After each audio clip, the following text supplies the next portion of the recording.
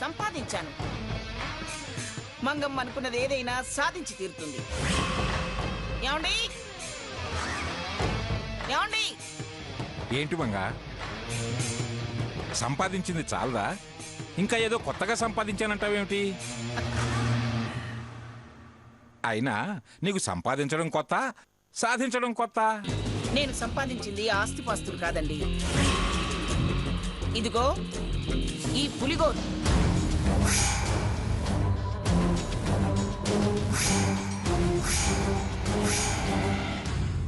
పులిగోరా?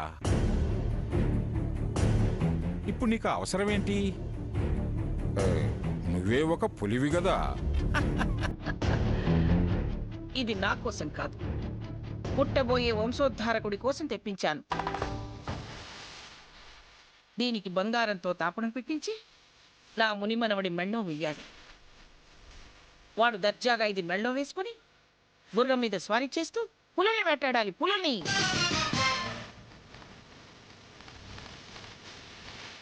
కోరిక బాగానే ఉంది గాని వాడు వేటాడితే జైల్లో పెడతారు తెలుసా? అపశకునం మాటలు మాట్లాడకండి.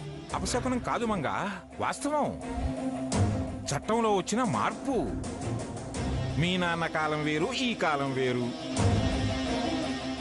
సల్మాన్ ఖాన్ జింకలను వేటాడే కోర్టు చుట్టూ తిరుగుతున్నాడు తెలుసా?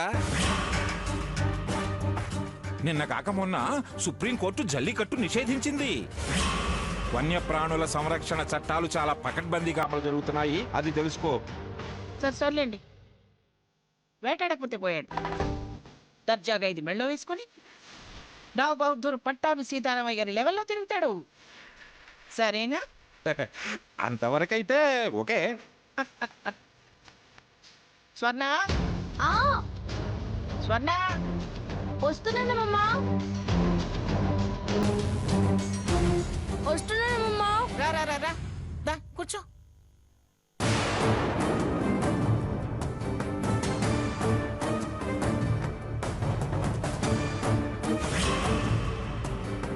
ఏమిటి తింటున్నా?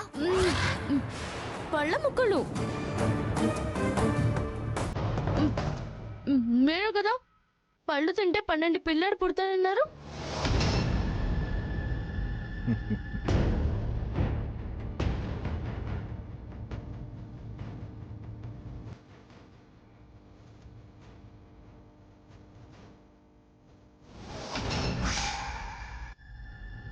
ఏమిటి బొప్పాయి పండు తింటున్నావా?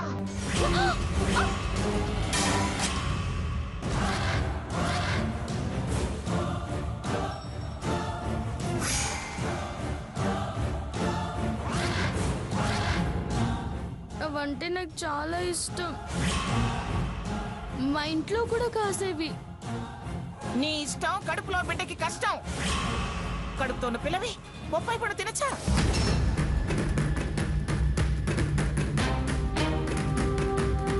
సీతాలు వస్తున్నాను అమ్మగారు. సీతాలు.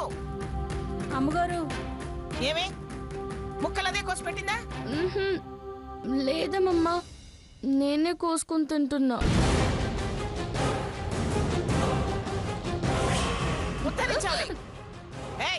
నువ్వు వెళ్ళి 4 గ్లాసులు మజ్జిగ తీసుకురా.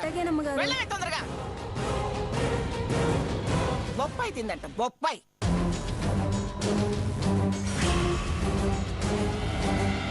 గ్రాని ఒప్పించిది. దీనికి అసలు కడుపు అయితేగా. ఆ విషయం తెలియక ఈవిడ హడావిడి ఏంటో. స్వర్ణ, ఆయుధం తీసుకొచ్చా. దీన్ని వీలు చూసి ప్రయోగిస్తా. నీ కథకి ఫుల్ స్టాప్ పెడతా. రావే తొందరగా. వస్తున్నానమ్మగారు. అవిగో తాగు, మజ్జిగ తాగు. తాగు తాగు, గడగడ చలవ చేస్తుంది. తాగు, త్వరగా తాగు.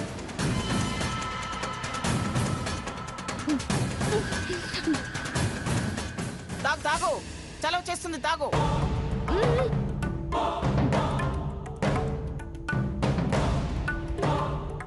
ఇంకోటి తాగు.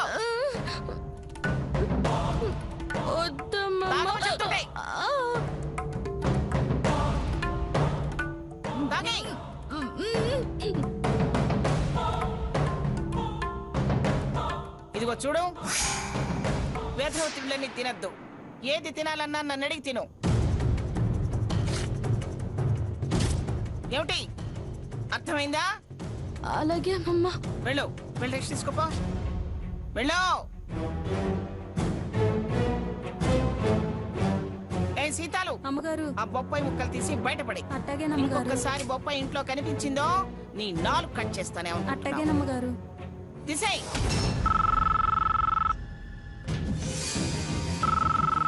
ఈ అమ్మాయి ఇప్పుడు ఫోన్ చేస్తుంది ఏమిటి? హలో హలో హలో, ఇక్కడ సిగ్నల్స్ సరిగా రావటం లేదు. వాయిస్ ఏదో కట్ అవుతుంది. బయటకు వస్తున్నాను, ఉండండి. వస్తున్నా.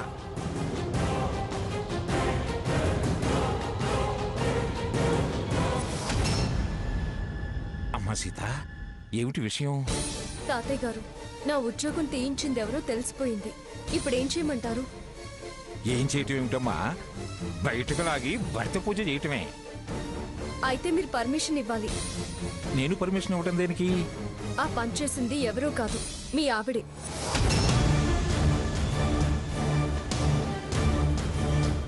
అలాగా? అది అంత దుర్మార్గాన్ని కొడిగట్టిందా? నన్ను సాధించలేక నా బ్రతుకు తెరువు మీద దెబ్బ కొట్టారు. ఆ విషయం నేరుగా తెలుసుకుందామనే బయలుదేరాను. కానీ నా చెల్లెలున్న పరిస్థితి నన్ను ఒక క్షణం ఆగమంది, ఆలోచించుకోమంది. అందుకే మీకు ఫోన్ చేశాను.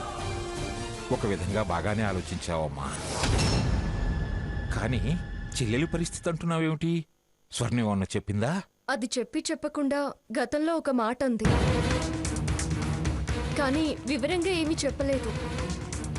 ఇవాళ లాయర్ దగ్గరకు వచ్చాక అన్ని విషయాలు వివరంగా తెలిసాయి. చాలా టూ మచ్గా ఉంది సాకేత్ ప్రవర్తన. ఏంటమ్మా, ఏం జరిగింది? ఇందాక నేను లాయర్ గారి దగ్గరకు వచ్చినప్పుడు అక్కడికి సాకేత్ వచ్చాడు. ఇప్పుడు మిమ్మల్ని ఒక అతను వచ్చి కలిసి వెళ్ళాడు కదా, అతను ఏ కేసు విషయంగా వచ్చాడు? వెళ్ళే ఏడాది కూడా దాటలేదు, అప్పుడే డైవర్స్ కావాలంటున్నాడు. లాయర్ గారే ఈ విషయం నాతో చెప్పారు. అదే నేనొచ్చి ఆ పిఠాపురం అంటే అమ్మమ్మ గారిని నిలదీద్దామని ఆగడానికి కారణం. సరే, నేను వాడి విషయంలో ఏం చేయాలో, ఎలా వాడికి బుద్ధి చెప్పి దారికి తేవాలో ఆలోచిస్తాను. అలాగే తాతయ్య గారు, ఉంటాను. మంచిదమ్మా. నీ ఉద్యోగం నీకు దక్కేలా నేను చూస్తాను. నువ్వు ధైర్యంగా ఉండు. సరే. అలాగేనమ్మా. సాకేత్ ఇప్పుడు ఎక్కడుండి ఉంటాడు? మన రూమ్లోనే ఉండుంటాడు కదా. చెప్తాను. స్వర్ణ, జరిగిందేదో జరిగిపోయింది. ఈ రోజు నుంచి మనం భార్యాభర్తలా కాకుండా ఫ్రెండ్స్లా ఉందాం. భార్యాభర్తలే, ఫ్రెండ్సే. సంబంధాలకి చెడ్డ పేరు తేవద్దు. నువ్వు నాకు హెల్ప్ చేస్తావా? భర్తగా నీకు అన్ని హక్కులు ఉన్నాయి. హెల్ప్ అంటావేంటి? చెప్పు, ఏం చేయమంటావు? ఏం లేదు, ఇన్కమ్ ట్యాక్స్ అవాయిడ్ చేయడం కోసం నిన్ను కంపెనీ షేర్ హోల్డర్గా చేశాం. ఈ పేపర్స్ మీద సిగ్నేచర్ చేయవా? దాందేముంది, అలాగే చేస్తా.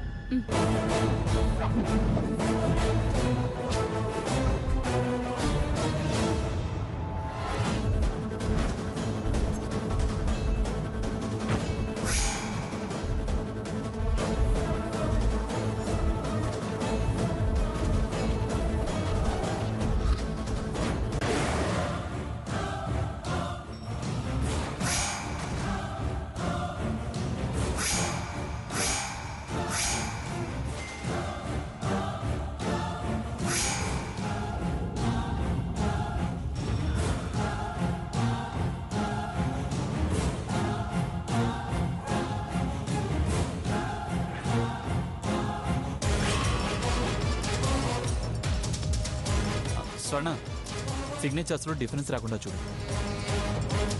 డిఫరెన్సులకి పరిష్కారం అది కాదురా. ఇన్కమ్ ట్యాక్స్ అంటూ ఇళ్లనే అవాయిడ్ చేయాలని చూస్తావా? ఏం మనుషురా నువ్వు? తాతయ్య, నోర్మై. జడ్జి మనవడవై ఉండి నువ్వు చేసే పనులు అసహ్యం కలిగిస్తున్నాయి. ఎందుకురా నువ్వు నిన్ను పెంచిన అది ఇంత దుర్మార్గంగా వ్యవహరిస్తున్నారు? ఏం దుర్మార్గం చేస్తున్నావు? నేను అన్ని చదివి సంతకాలు చేస్తున్నాను తాతయ్య గారు.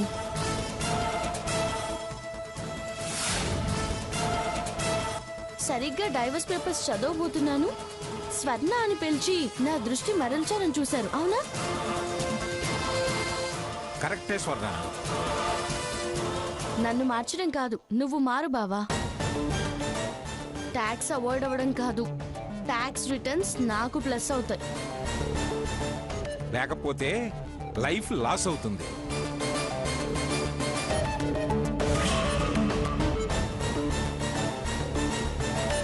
ప్రింట్స్ పోతే నెగిటివ్స్ ఉన్నట్టు దాని జిరాక్స్ కాపీలు చాలా ఉన్నాయి.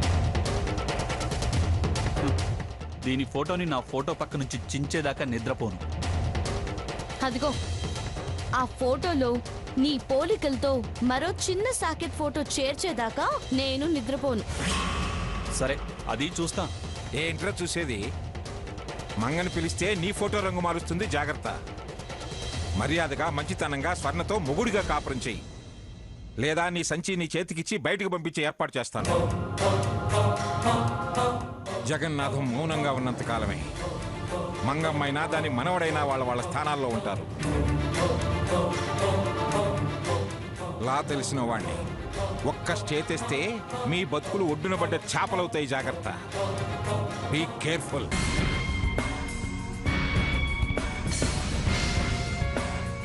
చూడు స్వర్ణ, వీడు చాలా వెధవేషాలు వేసేలా ఉన్నాడు. ఒక్కంట కనిపెడుతూ ఉండు. ఎక్కడ పొరపాటున వేలుముద్ర కూడా వేయకు. అలాగే తాతయ్య.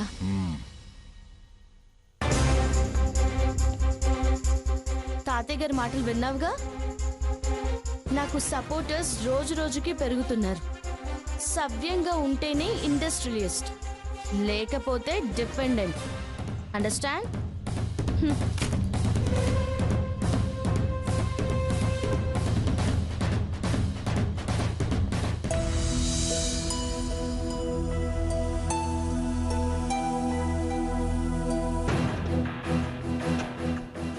అంతా అయోమయంగా ఉంది. ఇంటికెళ్ళబుద్ధి కావడం లేదు. అలా అని ఇలా రోడ్డు మీద ఎంతసేపు? మనసు విప్పి బాధ పంచుకుంటే ఓదార్చే మనిషి కరువయ్యారు. భాస్కర్ అన్నయ్య ఉన్నా బాగుండేది. శారదా గారితో షేర్ చేసుకుంటే ఎస్, ఆవిడే కరెక్ట్, ధైర్యం చెప్తారు.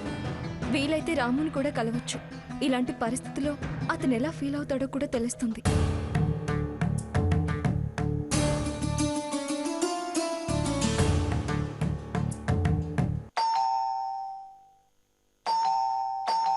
మీరా? రండి రండి, కూర్చోండి. మంచినీళ్ళు ఏమైనా తాగుతారా? వద్దండి. ఏంటి సడన్ గా వచ్చారు? ఏం లేదండి, సీత మిమ్మల్ని అబ్బాయిని కలవడానికి గుడికొచ్చింది. అక్కడ ఏం జరిగిందో తెలియక మిమ్మల్ని కలిసి కనుక్కుని వెళదామని వచ్చాను. అసలు మేం గుళ్ళో కలవలేదు. ఏంటమ్మా లేటు? కానీ దారిలో నా బండి ట్రబుల్ ఇచ్చింది. మెకానిక్ చూపించుకుని వచ్చేసరికి లేట్ అయ్యేలా ఉంది. మీరు వెయిట్ చేయడం ఎందుకని ఫోన్ చేశాను. అత్తయ్య గారు,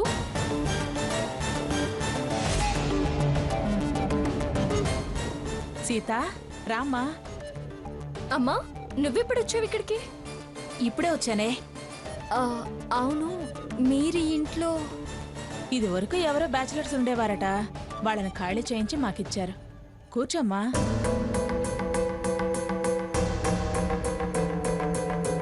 ఈ ఇల్లు నీకలే తెలుసమ్మా?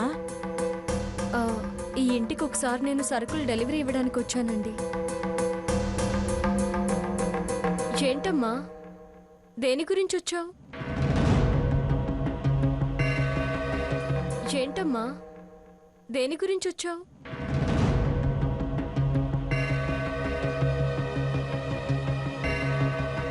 సంబంధం కుదుర్చుకునేటప్పుడు రాకపోకలు లేకుండా ఎలా ఉంటాయి? మీ అమ్మగారు మా అబ్బాయి జాతకం తీసుకెళ్ళడానికి వచ్చారు. అలాగా? ఏంటి సీత అలా ఉన్నావు?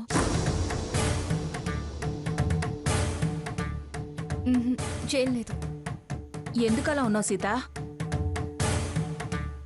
చంద్రగ్రహణం వదిలిందిలే అనుకుంటే సూర్యగ్రహణం వచ్చింది అన్నట్టయింది. ఏంటి సీత మళ్ళీ ఏమైంది? మళ్ళీ అవడం ఏమీ లేదమ్మా. అయిన దానికి కారణం ఏంటనేది తెలిసింది. అంటే నా ఉద్యోగం కావాలనే ఒకళ్ళు తీయించారు. ఎవరు? ఈ జాబ్ పోవడానికి మంగమ్మ గారే కారణం అని తెలుసుకున్నాను. ఆవిడ గారు నా మీద పగబట్టింది. బ్రతుకు తెరువు మీద, నా బ్రతుకు మీద దెబ్బ కొట్టాలని పథకం వేసింది. అందుకే పెళ్లి కూడా కాకుండా చేయాలని చూస్తుంది.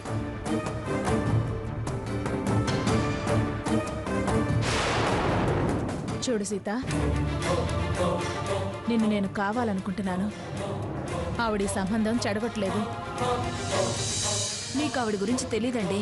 మీకు నా గురించి తెలీదు. ఆవిడ డబ్బున్నావిడే కావచ్చు, నేను పట్టుదల ఉన్న మనిషిని. నాకు ఆవిడ దుర్మార్గం తలుచుకుంటేనే మొదటిసారిగా భయం వేస్తుంది. నేను అభయం ఇస్తున్నాను. నీకు మా వాడి గురించి తెలీదు. నా కోసం వాడు ఏమన్నా చేస్తాడు. నువ్వు నా కోడలివి కావాలి అన్నాను. వాడు నిన్ను చూడకుండా, నీ అభిప్రాయం పంచుకోకుండా సరే అన్నాడు.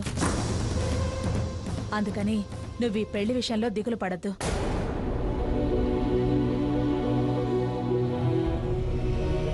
నా మాట నమ్ము. నీ కండగా నేనున్నాను.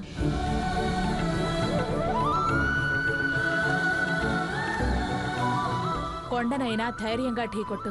ఏమీ పర్వాలేదు. వారంత ధైర్యంగా చెప్తుంటే ఇంకేంటే, ధైర్యంగా ఉండు. ఏం కోరుకుని వచ్చానో నాకు అది అందించారు.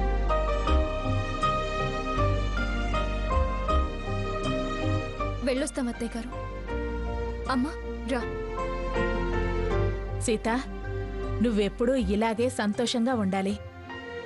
ఒక్క నిమిషం ఉండండి. అమ్మా రా. సీత, నువ్వెప్పుడూ ఇలాగే సంతోషంగా ఉండాలి. ఒక్క నిమిషం ఉండండి.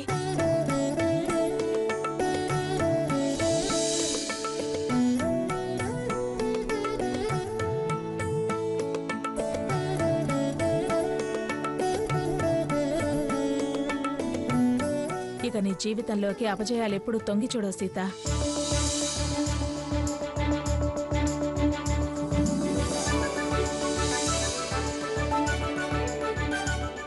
వెళ్దామా అమ్మా?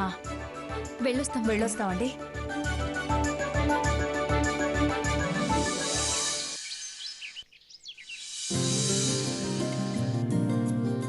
సీత, సీత,